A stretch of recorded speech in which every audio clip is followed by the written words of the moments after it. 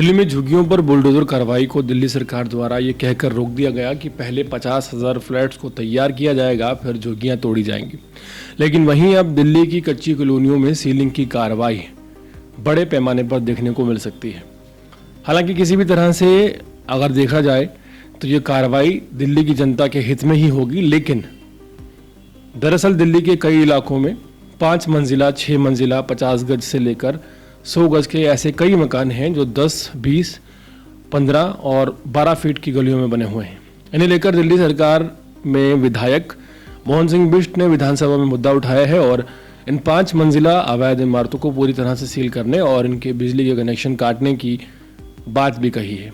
इसके साथ ही एमसीडी में फैले भ्रष्टाचार को उन्होंने पूरी तरह से उजागर किया है।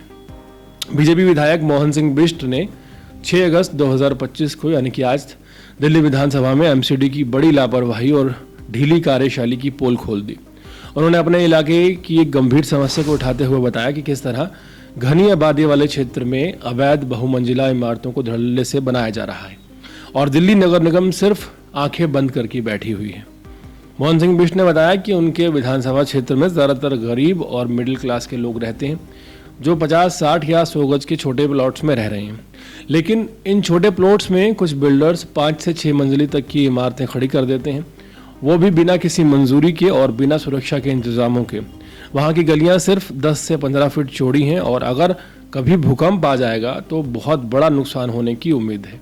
उन्होंने कहा कि उन्होंने ये मुद्दा पहले भी विधानसभा में उठाया था, लेकिन एमसीडी ने सिर्फ दिखावे के लिए थोड़ा सा एक्शन लिया। निगम ने कुछ इमारतों के सिर्फ ग्राउंड फ्लोर्स को सील कर दिया, लेकिन ऊपर की मंजिलों को हाथ तक नहीं लगाया। यह सीधे सीधे लापरवाही और मिलीभगत का एक प्रदर्शन है एमसीडी के द्वारा। मोहन सिंह बिष्ट ने कहा कि सीलिंग से पहले एमसीडी ने बीएसईएस को बिजली का कनेक्शन के लिए उनको काटने के लिए किसी भी तरह का निर्देश नहीं दिया गया।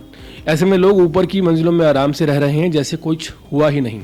उन्होंने सवाल उठाया कि जब कार्रवाई करनी थी तो अधूरी क्यों की गई, क्या इसके पीछे कोई रिश्वत या सेटिंग चल रही है। उन्होंने मांग की कि अब अगर कोई अवैध इमारत सील की जाए तो सबसे पहले बिजली कनेक्शन काटा जाए और फिर ऊपरी मंजिलों को भी पूरी तरह से सील किया जाए, ताकि आम लोगों की जान खतरे में ना रहे और लोगों को लगे कि सरकार वाकई में उनके लिए काम कर रही है।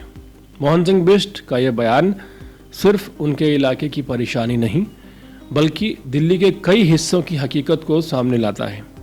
अब ज़रूरत है कि एमसीडी जैसा एक बड़ा विभाग जवाबदेही तय करे और जो लापरवाही चल रही है उस पर सख्त कार्रवाई हो, उन अफसरों पर कार्रवाई हो जो रिश्वत लेकर चुप बैठ जाते हैं, क्योंकि अब जनता सिर्फ वादे नहीं ठोस कदम चाहती है।